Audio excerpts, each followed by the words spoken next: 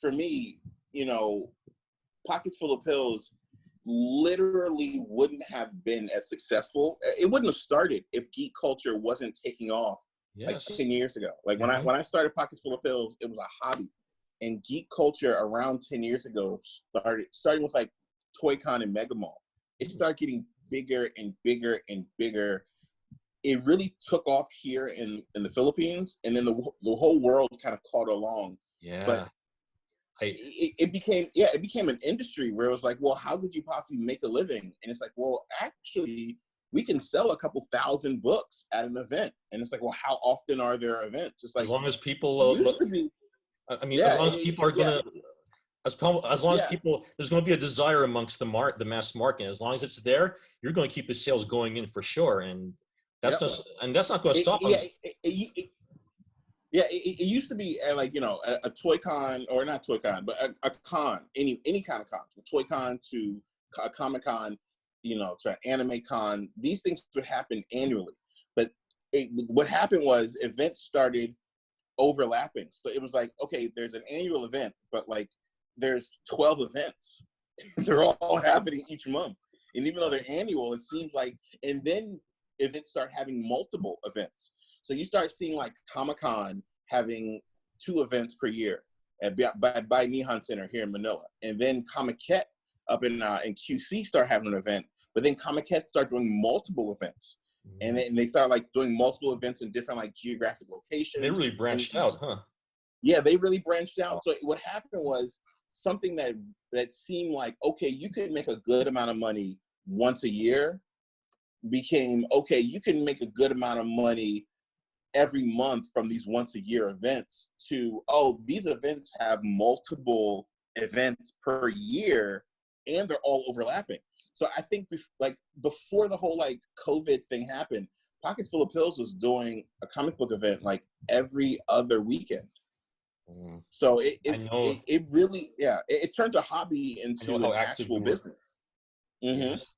I mean, I know, of course, I would see you often at Comic-Kid and Asia Pop Comic-Con and Toy Con, and yes, we just keep I mean, Cosplay Mania. I mean, it's grown here, like it's grown. I mean, the whole geek pop cultural movement, as you said, I've observed has really grown exponentially within the past decade.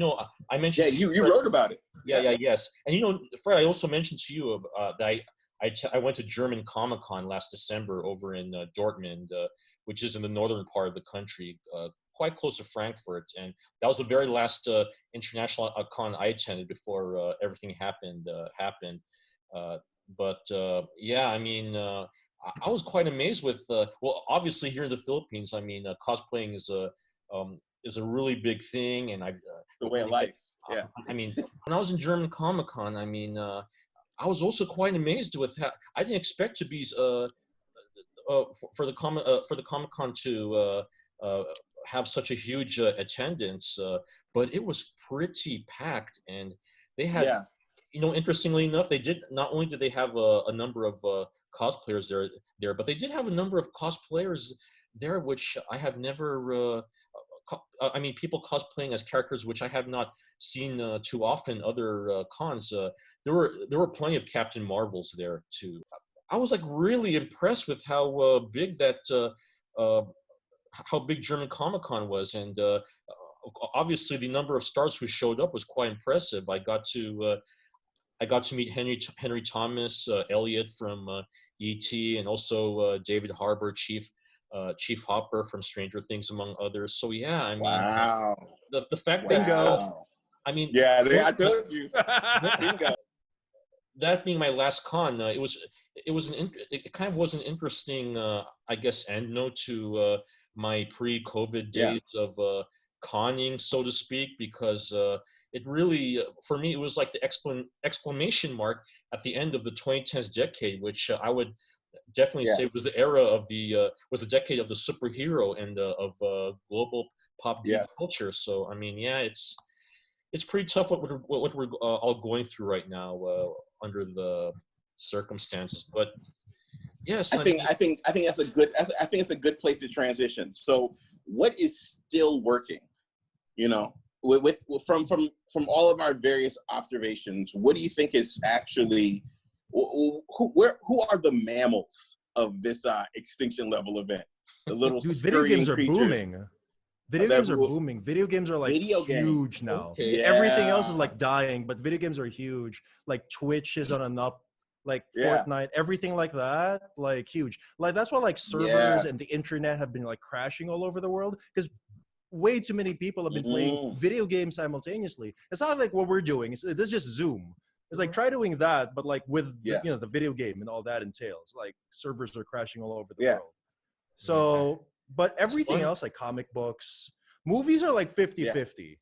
Yeah. Well, but we have Netflix. I would say even less. I wouldn't even give them 50-50 because you look at the fact that all these like Black Widow, even though Disney Plus is a big deal, it's like Disney Plus was not meant to replace blockbuster earnings, you know? Yeah, that's not what it was for. Universal's jumping in. Universal's jumping in. That's why they had that huge like fight with the theater owners because they said like, fuck it, let's just put Trolls on video. And every major theater chain in the US, like blacklisted Universal. Right. They won't show Universal again until they make like a formal whatever. Yeah. So Universal is the first entity to put its foot in the door, and we'll just see if ever so Disney's sort of doing something like that, like Artemis Fowl. They're gonna do that for Artemis Fowl. Hamilton was supposed to be a theatrical debut. It's like a video version of the stage production, but instead it's gonna go straight to Disney Plus, and HBO Max is gonna be and HBO Max is showing soon, and they're like teasing things like that. Snyder Cut. The latest, Snyder Cut. Yeah, the latest, I made a video about that recently. That was like one of my last videos. Yes, and things like that. So Snyder Cut is gonna be like HBO Max exclusive. So they're starting. Like Universal was the first to pull the trigger, and everyone else is like slowly going in that direction because it's a restructuring thing. These are like it's a restructuring thing because you look at things like AMC. Like AMC Movies, IMAX, like as a company, these companies are really finding it hard to like stay afloat because the studios that make the content, they're a separate industry than the theaters that like caters to the experience. So I think theaters are cratering under the fact that you can't put people in a giant room with recycled air where they're all like laughing and crying and like eating. Like those are the three things where people are spreading the virus. It's been sitting in the air like your popcorn. So I think movie theaters, they're going to suffer more than anyone else because they literally have to be at peak safety to exist. Texas opened its theaters like a few weeks ago, and the best thing they could do is like one seat apart. Like every other seat is empty. Those are places that are prime hub centers for movie-going theater crowds. And you're right, though. I mean, there are also, unfortunately, places where potentially, disease can easily spread quickly because no matter how far apart you try to spread people, the chances of people trying to keep people at bay or preventing them from maybe shouting in unison or giving some hurrahs at some big moment.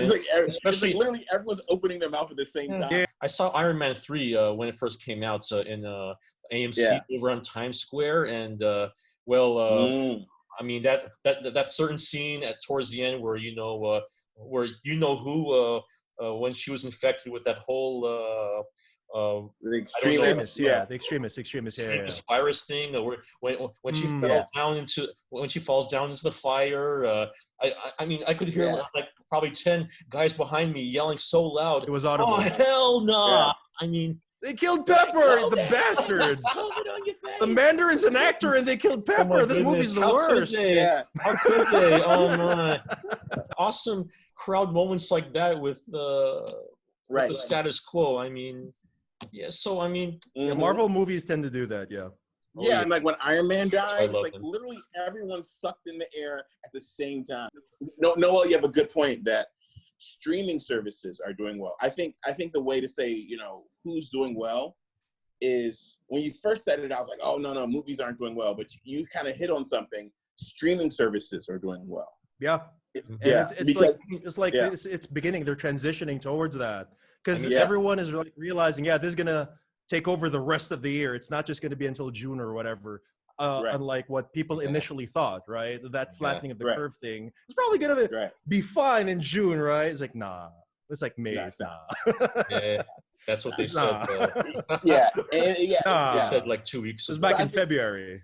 Because so now I think it could be said that the streaming service have had like that business model, and those companies are now going to cannibalize each other and create a stronger service, and they're going to consume the movie industry. The movie industry is going to be consumed wholeheartedly and fully by streaming services because it's just everyone predicted that would happen eventually.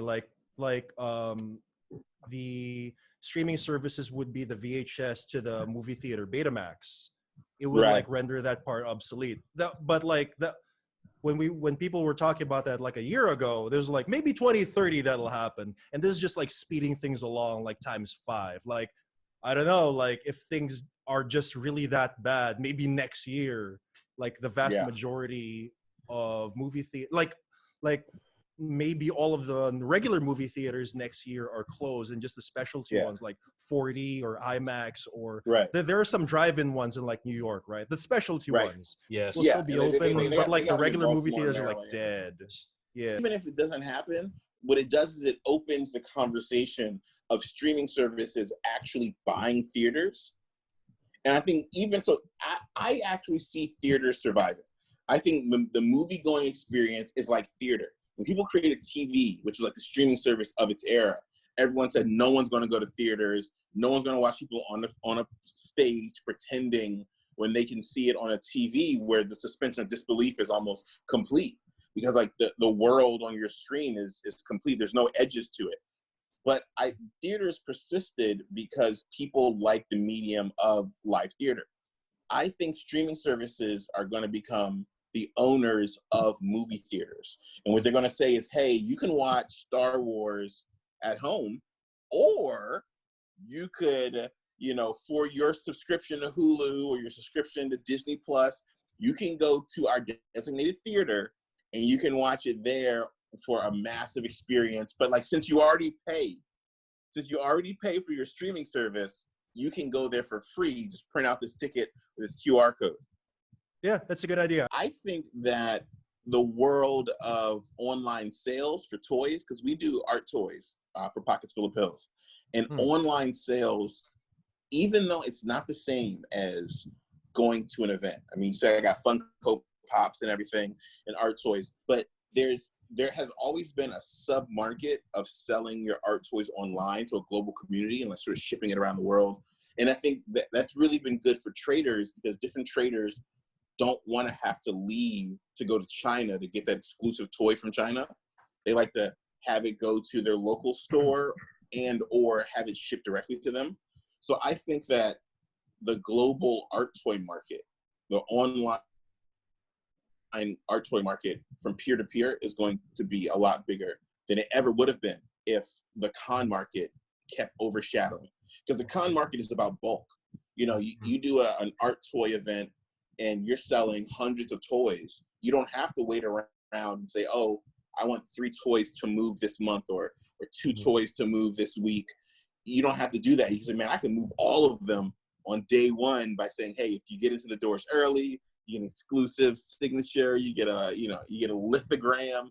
So I think that is going away. And what's going to happen is more people are going to adopt the online limited toy model. It's going to put more of a weight on social media. Yeah. I think people built buzz for their releases on social media, and it was always like a San Diego Comic-Con exclusive for this Funko Pop. We're going to drop it at SDCC. It's going to be a big deal. I think the same thing is going to happen, but instead of SDCC being sort of the arbitrator or like the sort of the gatekeeper, the arbiter of that exclusive, the actual company like Funko Pop is going to have to say, all right, we're going to have to invest more money on our online platforms to get more people to be waiting at 3 a.m. to click that button to get that, exclusive. And we'll have to sort of create our own online holiday around that. The great thing about that is for our toy makers, from Funko Pop down to a smaller studio like us, you can have a release and no one will care. No one will care at all.